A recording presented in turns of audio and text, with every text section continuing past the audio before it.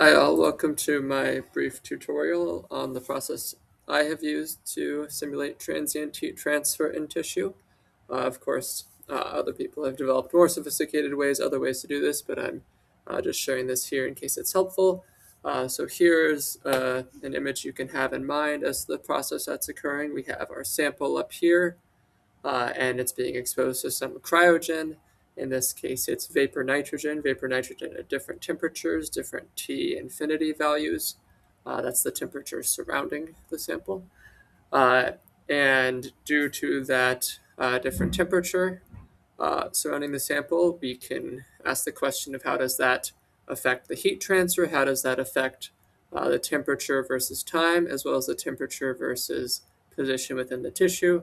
And so here are some of the outputs that I'll discuss how I got today. So in this middle plot, it's the tissue temperature versus time.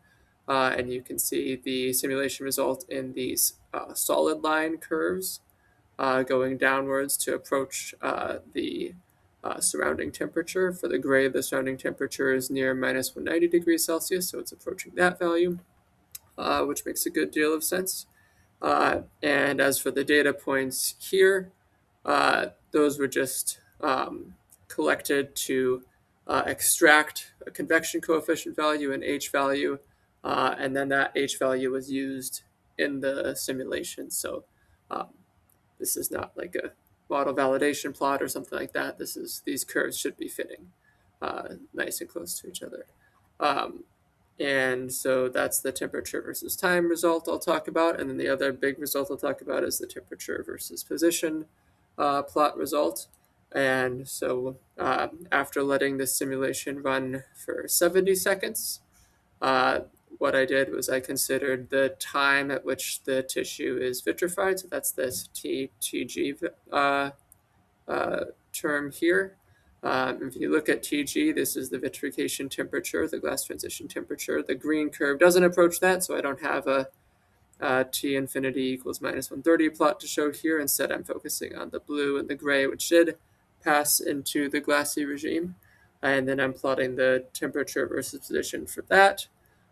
So with two-sided heat transfer here, so heat transferring up into the bottom of the tissue here, as well as down through the top of the tissue here. Assuming a plane wall, we get this symmetry here, where the midline is what cools the slowest. And so there's going to be some temperature gradient here, which is very small for the case of using uh, a surrounding temperature that provides a lower delta T, but using a surrounding temperature that provides a bigger delta T, you get more of a gradient inside the tissue. So that's the general idea of the one of the things you can do with the Mathematica program I'm going to show. So to access the program, you can go to my GitHub profile, and then from there go to the tissue cryogenic cooling and rewarming, and then click on the link that has final program in it, then click download. I've also attached some other files that you might find useful. So this is the one I used to do that parameter extraction in the second panel I showed there, where you can extract H from experimental data. So I just uploaded that in case it's useful. I'm not going to go over that. And then also just did some parameter sweeps that might be useful results. But at any rate, this is the one I'll focus on here. I already should have it downloaded, yeah. And there is one section in this Mathematica notebook. This is a section here. It's composed of input here and then various outputs. Scrolling to the very end, the final output, I have tables including cooling rate or warming rate tables. And to do this, to visualize the tables, you need to click Enable Dynamics here. You're good to do that because the content is safe. So once you do that, the tables will appear. It's just showing the output from the prior run, which would get written over if we were to run this thing again. I've included description/directions at the top of this section. You're welcome to read that. I'm not going to go over it now. Instead, I'll just go and focus on the things that I think might be most worthy of explanation. So first, just a note that any gray text indicates that this is a comment. Comments are formed with these symbols and so on. So Mathematica, when this runs, is going to process stuff that's not grayed out like this. And the first big thing is this profiles variable. So if you look at how I've structured the code, these are the inputs. These are the parameter values. And then a bunch of this is processing those inputs and parameter values to yield the prediction. All right, so starting with the profiles variable, the way I've set this up is you can input multiple profiles here, each separated by a comma. So each of the contents here, what's in these curly brackets here, is a profile. And these profiles are composed of 3 variables. So the first is the surrounding temperature. Note that these temperatures are in units of Kelvin, so this is 4 degrees Celsius. And then the second variable is the initial tissue temperature. So this is minus 100 degrees Celsius. And then finally, the total amount of time you want the simulation to run for. And so that's 20 seconds here. And I guess just to clarify, the plots I showed were for cooling. Here I just figured I'd show, just to give more information, I'd show what I did for the warming process. I'm going to focus on some profiles I ran for the warming. If you want to focus on cooling, well, just in general, if you want to input your own profiles, just comment these out. Write your own thing, and you can you can label it how I've labeled these profiles here with I've labeled this one cooling. And so if I want to run this one, I just uncomment this. And now I have a cooling profile there that's going to run. All right, we'll just leaving it as is there. Continuing on, these are the positions within the tissue. It's not going to be too different if you have a low convection coefficient, like would happen with vapor nitrogen. The plane nearest the convecting surface is not going to be too different than within a thin piece of tissue. But if the tissue is thick and so on, then you're going to see a difference. So if you want to consider the locations within the tissue, if you want to know what's happening at the plane furthest, put further convecting surface, you can put 0 here, and then you can put intermediate conditions if you want, or you can just leave it at 0. I'll just leave it at all the intermediate conditions. These are normalized distances, so 0 to 1 is the range. And then thicknesses here in units of meters. So this is 0.75 millimeters, 1.2 millimeters, 1.5. Of course, you can change these. If yours is 3 millimeters, and maybe can even be up to 4. You can look at those thicknesses there.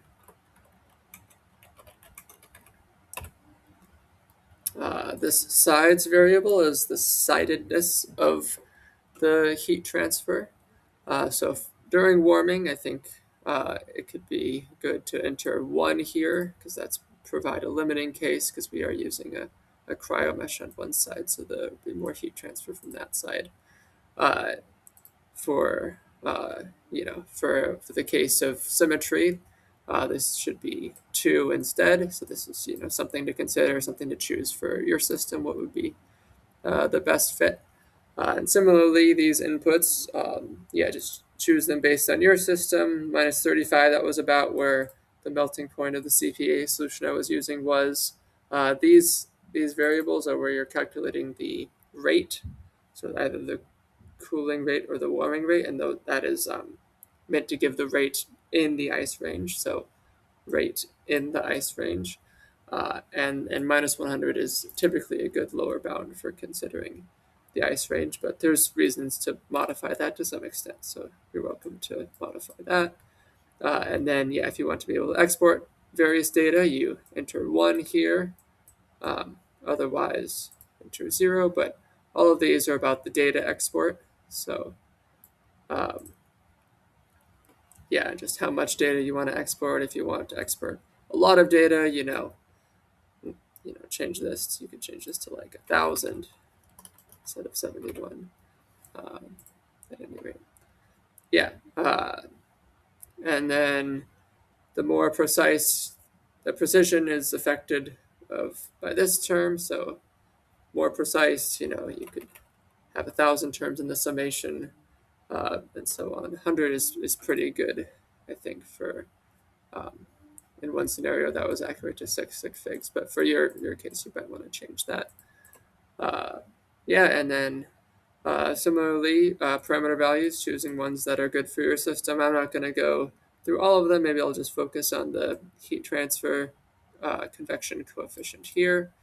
And yeah, just to note that this was chosen from experimental data and actually used a different program. I was mentioning it earlier. This has since been renamed. So this is actually not the current name of the notebook. So it's instead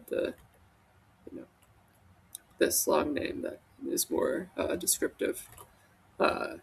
Yeah, so that's how to get parameter values and stuff like that. And yeah, once you're all set and are inputting things how you want to input them, then you can click Shift Enter to run. It takes about 30 seconds to run. I'm going to skip that and just show what would happen if you do run it right away here. So this would be the first thing it outputs, which is a plot of the surrounding temperature versus time. The surrounding temperature, we're rewarming it in a rewarming solution of the same temperature. So it's 4 degrees Celsius for every single profile here, which is why we see that flat line. Just go to the end.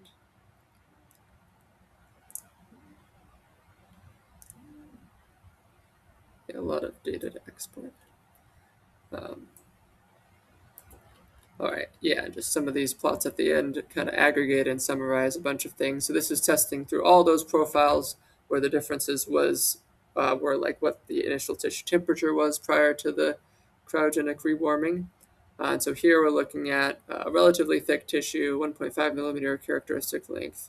And here we're looking at the plane farthest from the convecting surface. So you can see for each profile, there's some lag as the heat transfer occurs within the tissue, getting towards the plane farther from the convecting surface.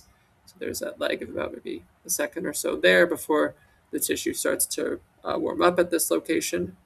And yeah, if it starts further from the glass transition temperature, which is this line, there's going to be a bigger gradient within the tissue, which is plotted here.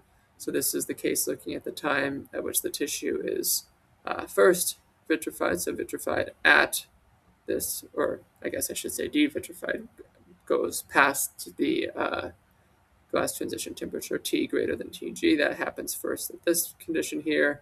And you can see that there's quite a big delta T, quite a big temperature gradient within the tissue for this black case profile 4, because it started at such a low temperature prior to the rewarming. And then within the tissue from 0 to 1.5 millimeters, there's less of that big temperature gradient for these other profiles, with profile 2 having what looks like maybe 10 degrees Celsius and so on. Yeah, and then with the different thickness information and so on, that's plotted there. So writing plots for all this stuff. And then, yeah, 2 big tables. The first table is the rate during the ice regime. So this is the warming rate in the rightmost column. And so essentially what I would expect is for the eta equals 0 position, here you can look and look how the warming rate would compare. So eta equals 0, that looks like 1300 degrees Celsius per minute for this first profile here, starting at this initial tissue temperature, versus eta equals 1. That's right at the convecting surface, has a faster warming rate there. Some of this can get to the point where it's yeah. So I think that makes sense there, because there's that lag we talked about as the heat needs to transfer within the tissue. All right, and then just you can go through and make sense of all these predictions. All the data is there. So, for example, the thicker tissues you'd expect to have a slower warming rate, so 490 versus something in the thousands, and so on. All seems to be making sense. Uh, and this can, of course, be further contextualized, further analyzed in terms of what the critical warming rate you would need, the rate you would need to avoid ice in the ice regime, not providing that information there, but um, this is how you would get it. And if you want to be quite rigorous about it, I have rate versus position data. Um, yeah, um, I think that's here. Yeah, so you can output rate versus position data, and so you can actually go in and see, okay, what location in the tissue and this condition is the slowest rate, and focus on that as the location of max ice likelihood. So like starting here 495 0.165, that's looking like it's going to be the slowest rate here, but it might have more CPA equilibration, higher CPA concentration at this boundary. So these data could be compared to CPA concentration data. From that CPA concentration data, you could get critical warming rate data, and with those things combined, the location of max ice likelihood is something, I don't know, maybe it's here or something. It's something more towards the middle as opposed to eta equals 0 or eta equals 1. All right, so that's the first piece of information here, the ice likelihood information involving the warming rate, which can be, maybe maybe the data from here isn't, while illustrative might not be the most rigorous way to do it. I think the most rigorous way would be to look at the rate at every single position within the tissue for determining ice risk. But anyway, that's the summary. And then going forward, here is the other big damage mode other than ice formation can be cracking. So here, this is just don't take this prediction too seriously. You can look at the different parameter values and so on, and like for your system and so on, and but based on your read of how these equations should be predict, what would we expect fracture to occur at. In this case, it's the prediction I got was 0.144%, just for the sake of which can be helpful in the sense of we have a number, but just don't take this number too seriously.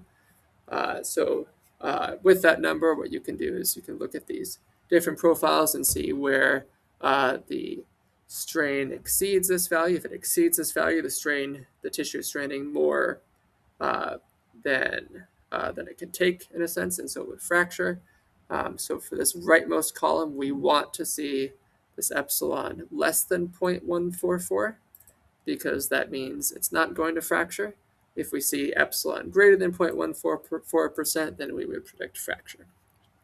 So starting at the case here, thinner tissue tends to have less temperature gradient, at least under various settings. And in these settings, it's actually very similar, because if you look at just how fast we're rewarming it, it doesn't really matter how thick or thin the tissue is, for just given the convection coefficient and other settings here. It's the delta T is going to be very similar between the red and the black. So thickness doesn't actually matter much for this, but what does matter, and it was the thing I changed in each of these profiles, is the initial tissue temperature. And so if we have an initial tissue temperature of minus 130, in this case, epsilon looks a lot lower, right? Because there's less of that delta T. There's, delta T equals 10 degrees Celsius. That's this column, not too big. So not too big of a thermal strain. But if we look at some of these other profiles, like minus 190 over here, even for 0.75 millimeters, for 0.75 milliliters, 1.2 milliliters, whatever, minus 190 is going to generate a good deal of thermal strain. And that can cause cracking. This is something we see experimentally if we do the cryogenic cooling in liquid nitrogen and then do the rewarming. we do see cracking. We actually almost always don't see it, like 95% of the time, don't actually see it when we use this condition. So, this prediction is off to some extent, but that gives you a sense of, what you can use this program for. You can use it to get a sense of what the warming rate is, and then what the thermal strain is in your system, and that can help to understand, at least in my case, it has helped to understand what's going on in my project.